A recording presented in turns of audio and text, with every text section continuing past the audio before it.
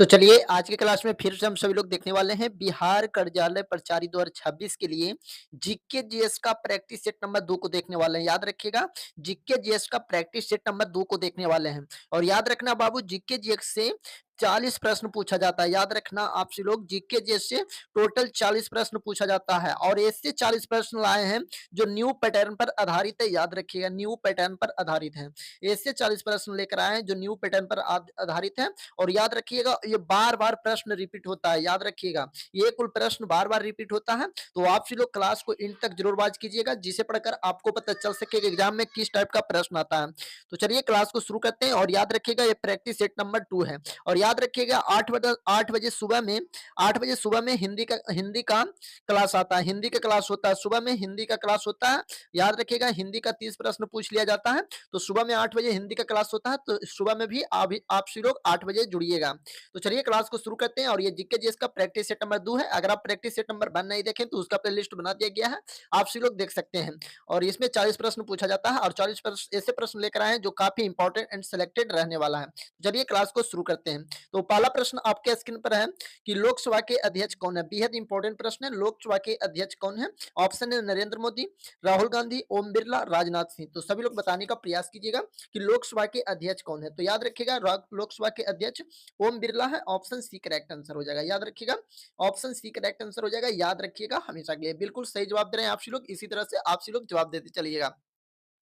चलिए अगले प्रश्न की ओर बढ़ते हैं। अगला प्रश्न कहता है, भारत में पहली कपड़ा मिल कहाँ स्थापित हुई थी। बेहद इंपॉर्टेंट प्रश्न है। भारत में पहली कपड़ा मिल कहाँ स्थापित हुई थी। ऑप्शन है कोलकाता में, अहमदाबाद में, लुधियाना में, मुंबई में। चलिए सभी लोग बताने का प्रयास कीजिएगा। भारत में पहली कपड़ा मिल कहाँ स्थापित हुई थी, तो इसका सही जवाब हो जाएगा option A. Option A Kolkata में स्थापित हुआ था। ऑप्शन ए करेक्ट आंसर हो जाएगा। याद रखिएगा, ऑप्शन ए करेक्ट आंसर हो जाएगा। याद रखिएगा हमेशा के लिए। चलिए बढ़ते हैं अगले प्रश्न की ओर। अगला प्रश्न कहता है, निम्नलिखित में से कौन सा धातु सबसे मूल्यवान है। सभी लोग बताने का प्रयास कीजिएगा।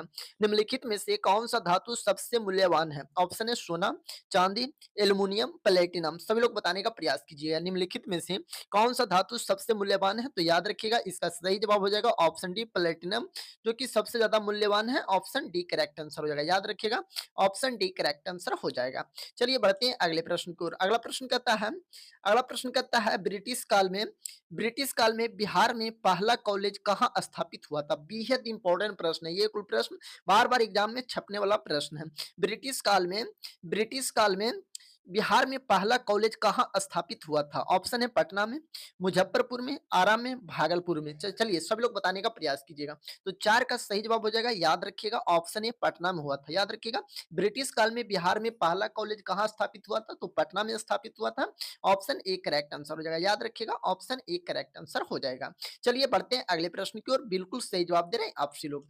चलिए अगला प्रश्न कहता है, 2024 में ओलंपिक में भारत ने कितने पदक जीते थे। बेहद इंपॉर्टेंट प्रश्न है। 2024 में ओलंपिक में भारत ने कितने पदक जीते थे। ऑप्शन है 4 पदक, या 5, या 6, या 8। सभी लोग बताने का प्रयास कीजिएगा।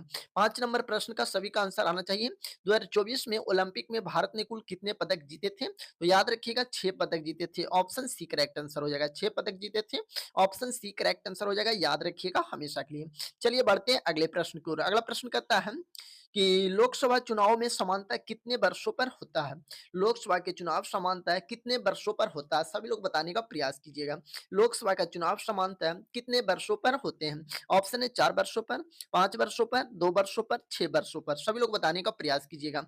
6 नंबर प्रश्न का सभी का आंसर आना चाहिए। तो याद रखिएगा, लोकसभा के चुनाव समानता 5 वर्षों पर होता है। याद रखिएगा, ऑप्शन बी करेक्ट आंसर हो जाएगा। अगर आपसे इससे राज्यसभा पूछ लिया जाता तो 6 वर्षों पर होता है। राज्यसभा 6 वर्षों पर होता है। याद रखिएगा हमेशा के लिए। चलिए बढ़ते हैं अगले प्रश्न की ओर। अगला प्रश्न कहता है, नीति आयोग का गठन कब हुआ था। सभी लोग बताने का प्रयास कीजिएगा। नीति आयोग का गठन कब हुआ था। ऑप्शन है 1950, 1975, 2005, 2015। सभी लोग बताने का प्रयास कीजिएगा। नीति आयोग का गठन कब हुआ था, तो बिल्कुल सही जवाब दे रहे हैं आप सभी लोग। इसका सही जवाब हो जाएगा ऑप्शन डी 2015 में हुआ था। नीति आयोग का गठन कब हुआ था, 2015 में हुआ था। ऑप्शन डी करेक्ट आंसर हो जाएगा। याद रखिएगा हमेशा के लिए, बिल्कुल सही जवाब दे रहे हैं आप सभी लोग। चलिए बढ़ते हैं अगले प्रश्न की ओर। अगला प्रश्न कहता है चंपारण सत्याग्रह के नेता कौन थे? बेहद इंपॉर्टेंट प्रश्न है। चंपारण सत्याग्रह के नेता कौन थे? सभी लोग बताने का प्रयास कीजिएगा।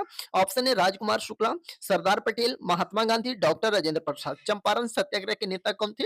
सभी लोग बताने का प्रयास कीजिएगा। तो याद रखिएगा इसका सही जवाब हो जाएगा ऑप्शन सी, महात्मा गांधी थे। ऑप्शन सी करेक्ट आंसर हो जाएगा। चंपारण सत्याग्रह कब हुआ था? तो याद रखिएगा 1917 में हुआ था। चंपारण सत्याग्रह 1917 में हुआ था और गांधी जी को चंपारण राजकुमार शुक्ला ने बुलाया था, ये भी याद रखिएगा। चलिए अगले प्रश्न की ओर बढ़ते हैं। अगला प्रश्न कहता है कि बेंजामिन नेतन्याहू किस देश के प्रधानमंत्री है? सभी लोग बताने का प्रयास कीजिएगा। बेंजामिन नेतन्याहू किस देश के प्रधानमंत्री है? सभी लोग बताने का प्रयास कीजिएगा। ऑप्शन है लेबनान का, इजराइल का, इटली का, इंग्लैंड का। सभी लोग बताने का प्रयास कीजिएगा। तो याद रखिएगा ने का सही जवाब हो जाएगा ऑप्शन बी, इजराइल का। याद रखिएगा बेंजामिन नेतन्याहू किस देश के प्रधानमंत्री है? तो इजराइल का है। ऑप्शन बी करेक्ट आंसर हो जाएगा। याद रखिएगा ऑप्शन बी करेक्ट आंसर हो जाएगा। याद रखिएगा हमेशा के लिए। चलिए बढ़ते हैं अगले प्रश्न की ओर। अगला प्रश्न कहता है कि निम्नलिखित में से कौन सा वन्यजीव नहीं है? सभी लोग बताने का प्रयास कीजिएगा। निम्नलिखित में से कौन सा वन्यजीव नहीं है? ऑप्शन है हाथी, हिरन, बकरी, गेंडा। सभी लोग बताने का प्रयास कीजिए कौन सा वन्यजीव नहीं है? सभी का आंसर आना चाहिए। तो याद रखिएगा 10 का सही जवाब हो जाएगा ऑप्शन सी, बकरी। बकरी वन में नहीं पाया जाता, याद रखिएगा। ऑप्शन सी करेक्ट आंसर हो जाएगा। याद रखिएगा हमेशा के लिए। बिल्कुल सही जवाब दे रहे हैं आप सभी लोग। इसी तरह से आप सभी लोग जवाब देते चलिएगा। चलिए अगले प्रश्न को बढ़ते हैं। अगला प्रश्न कहता है कि बांग्लादेश के वर्तमान प्रधानमंत्री कौन है? सभी लोग बताने का प्रयास कीजिएगा। बांग्लादेश के वर्तमान प्रधानमंत्री कौन है? सभी का आंसर आना चाहिए। तो याद रखिएगा बांग्लादेश के प्रधानमंत्री वर्तमान में है Mohammad Yunus.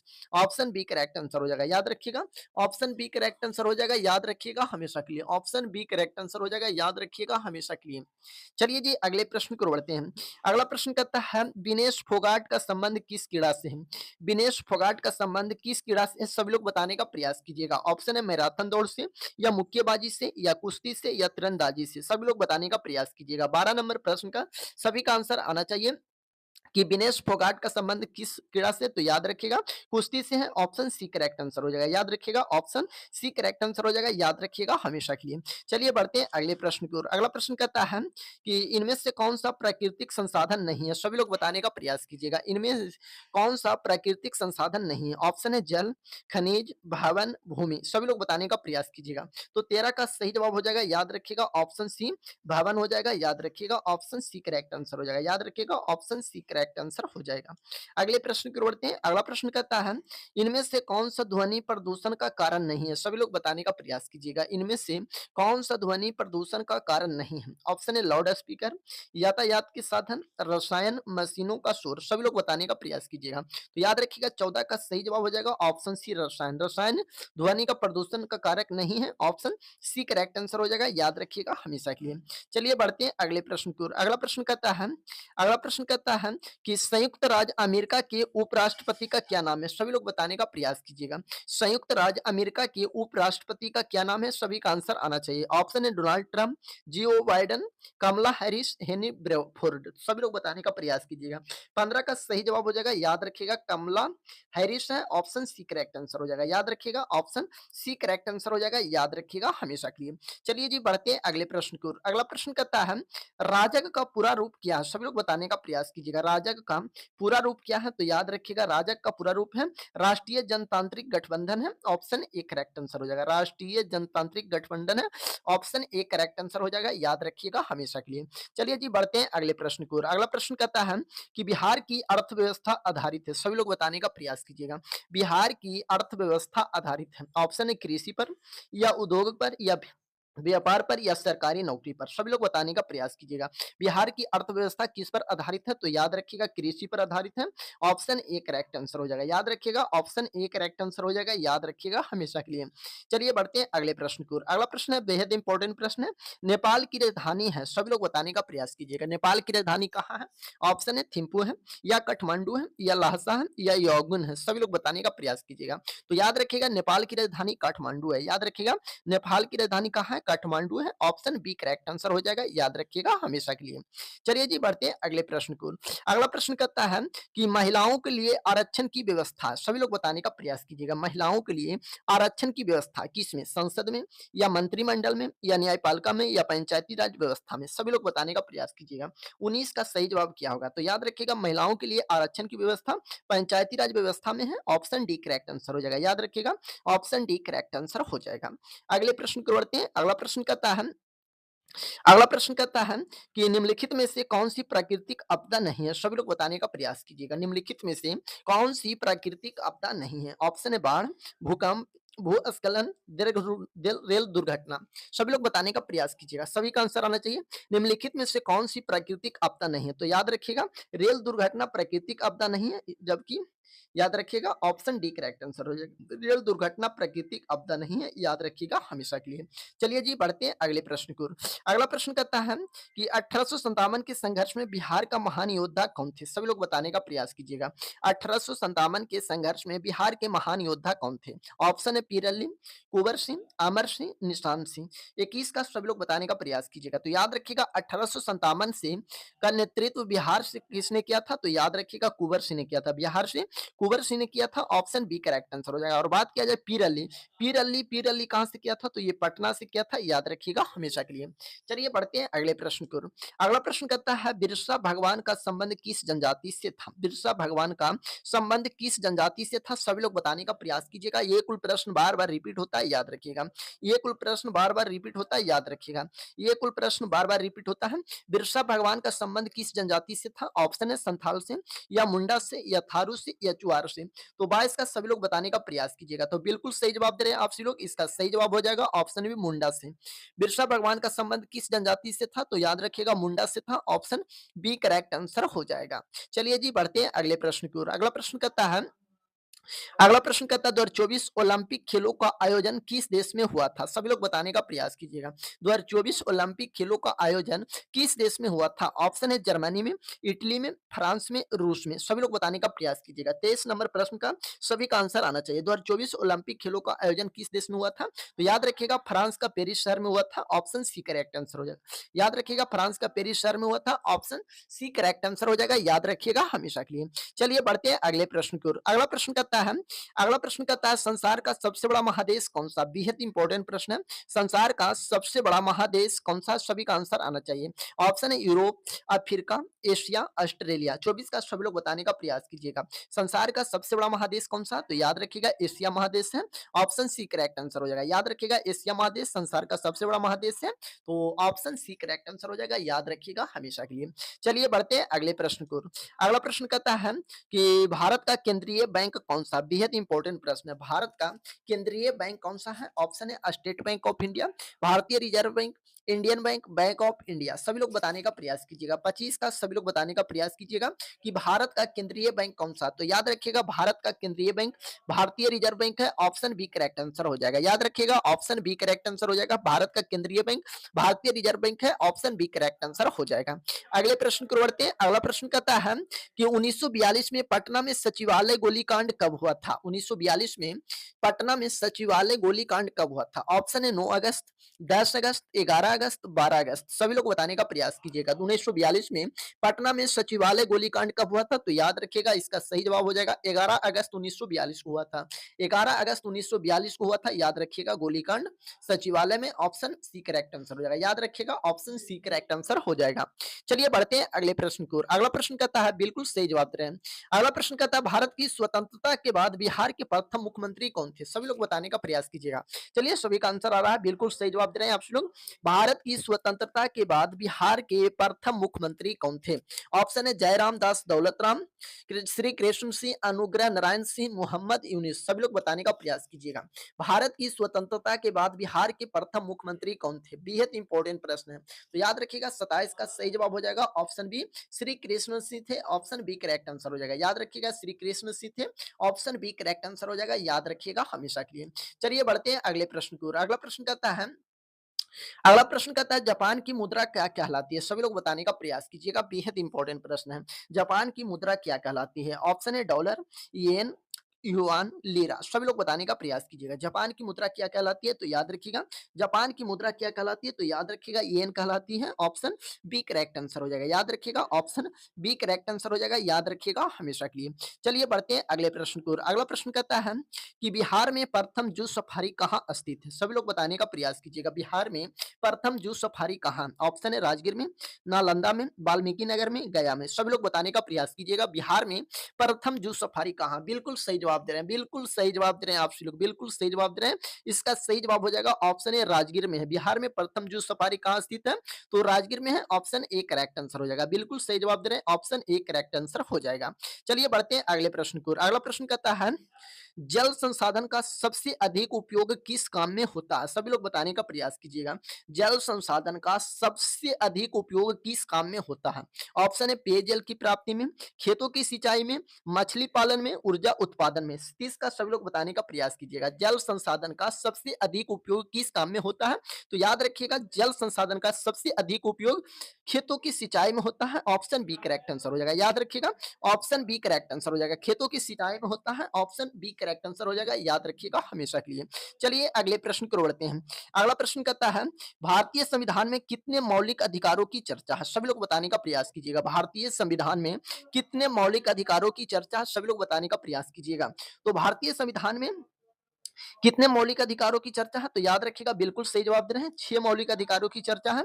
Option B correct answer हो जाएगा। पहले 7 मौलिक अधिकार थे लेकिन उसको संपत्ति के अधिकार को हटा दिया गया है और 300 के कम में उसको रख दिया गया है। अब भारतीय संविधान में मूल रूप से 6 मौलिक अधिकार है। याद रखिएगा ऑप्शन बी करेक्ट आंसर हो जाएगा। चलिए बढ़ते हैं अगले प्रश्न की ओर। अगला प्रश्न कहता है कि भारत के राष्ट्रगान के रचयिता कौन है? सभी लोग बताने का प्रयास कीजिएगा।